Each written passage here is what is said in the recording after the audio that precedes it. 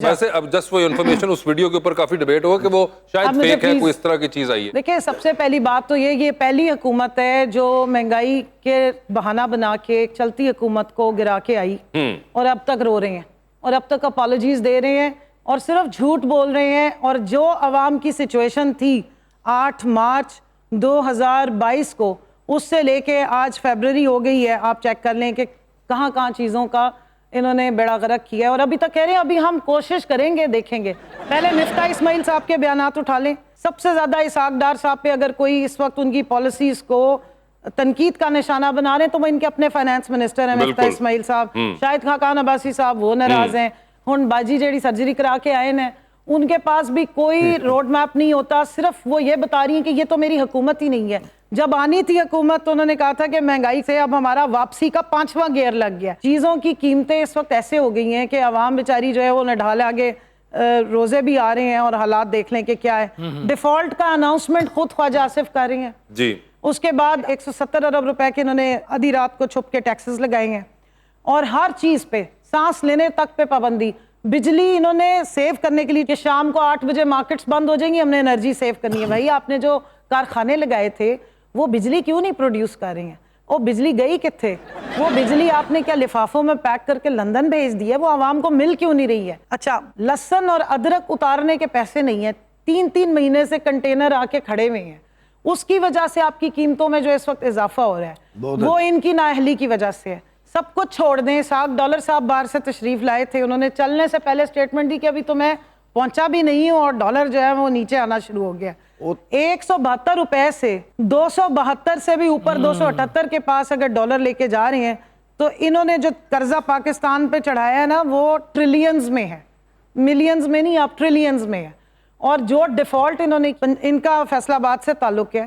फैसलाबाद में इन्हीं के पुराने दौर में 2016, और ये फैक्ट्स के साथ बता रही हूँ, आप उठा के देखें ब्लूमबर्ग की रिपोर्ट, उसमें डॉक्यूमेंट हुआ है कि मोहतरम नवाज शरीफ साहब की हुकूमत थी 2016, 5 लाख लोग टेक्सटाइल सेक्टर के बेरोजगार हुए। 2 या 3 मजदूरों ने अपने ऊपर तेल छिड़का था और आग लगा ली थी बेरोजगारी से तंग आके।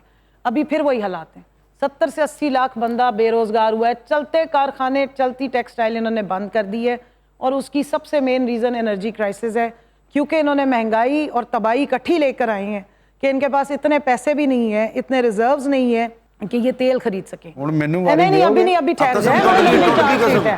फैसलाबाद में इन्होंने दौर में लूम्स पहले भी तकड़ियों पे लोगों ने तोल के बेची थी।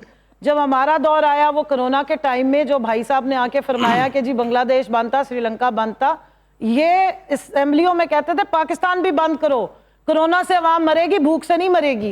उस वक्त इमरान खान ने सब कुछ खुले रखा था, स्टॉक मार्केट्स खुली रखी थी और टेक्सटाइल सेक्टर को फुल सपोर्ट दी थी। फैसलाबाद के, सियालकोट के डेलीगेशंस आया करते थे और उसके बाद हमारे पास कैपेसिटी कम हो गई थी, इतना ऑर्डर था। सो उस वक्त का चला हुआ टेक्सटाइल, इन्होंने क्या किया, जो लोगों ने उस वक्त पैसा बनाया उस प्रॉफिट से, उसको रेट्रोस्पेक्टिव में जाके सागदार ने उन पर टैक्स लगाए हैं। यानी वो 2 साल जो लोगों ने अच्छा बिजनेस किया उसके पैसे इनको दें। अभी अपने ही दौर में अपने ही मजीद रिकॉर्ड इन्होंने तोड़ लिए हैं, क्योंकि टेक्सटाइल 0 पे चली गई है, कारखाने बंद, लंगर खाने जिन पे बहुत तकलीफ थी वो भी बंद, एहसास प्रोग्राम वो भी बंद, एहसास कैश प्रोग्राम जो स्कॉलरशिप था वो भी बंद, और सबसे बड़ा जो जुल्म इन्होंने पाकिस्तान की आवाम पे किया और खास तौर पे पंजाब, इन्होंने जो हेल्थ कार्ड बंद किया। बाजी बस करो, उनते आ बंदे भी सुन लगते हैं सामने बैठे, ये बंदे पीछे रोते ही हैं। जिनको फ्री में इलाज मिल रहा था उसमें आपके कारकुन भी थे, उसमें पाकिस्तानी लोग थे, किसी सियासत की बेस पे नहीं थे। बात ये है कि कोई सेहत कार्ड जो है वो प्राइम मिनिस्टर ऑफ पाकिस्तान की तरफ से एक सेहत कार्ड भी बंद नहीं किया गया। एक ये बड़ा मसला है पीटीआई का कि ये झूठ पे झूठ बोलते हैं। अगर मैडम के पास कोई सबूत है, कोई एक कार्ड अगर बंद हुआ है तो हम जो ये कहेंगे हम जुर्माना देने के लिए तैयार हैं, नंबर 1।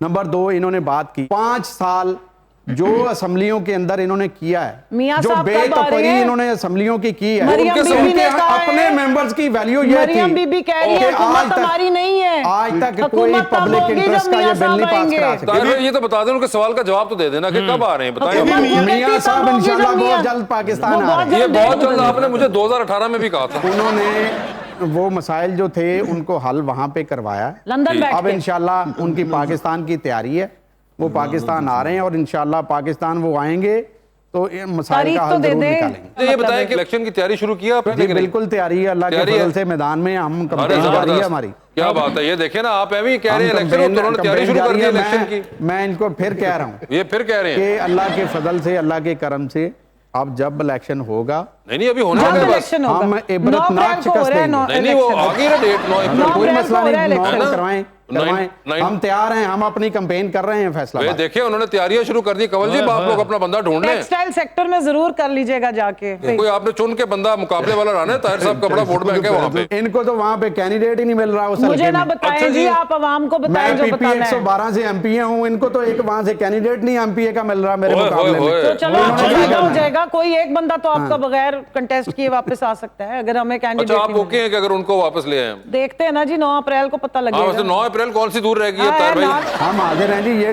घोड़े का मैदान कोई ये मसला नहीं देखिए ना, है। ये मैडम आप मुझे ये बताएं आप कौन सी गाड़ी में आई हैं? आपकी गाड़ी में आई हूँ। मेरी गाड़ी में? अच्छा चैनल यानी कि की चैनल वालों की गाड़ी, गाड़ी में आई चैनल है। मैं कहा मेरी गाड़ी चाबी तो मेरे पास है।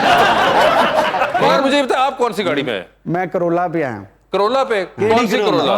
व्हाइट कलर की व्हाइट कलर की? क्या नंबर है उसका? 787। अच्छा वो आपकी गाड़ी है 787? Yes. अबे यार वो जो प्राडो बाहर खड़ी है उसको निकलवाओ।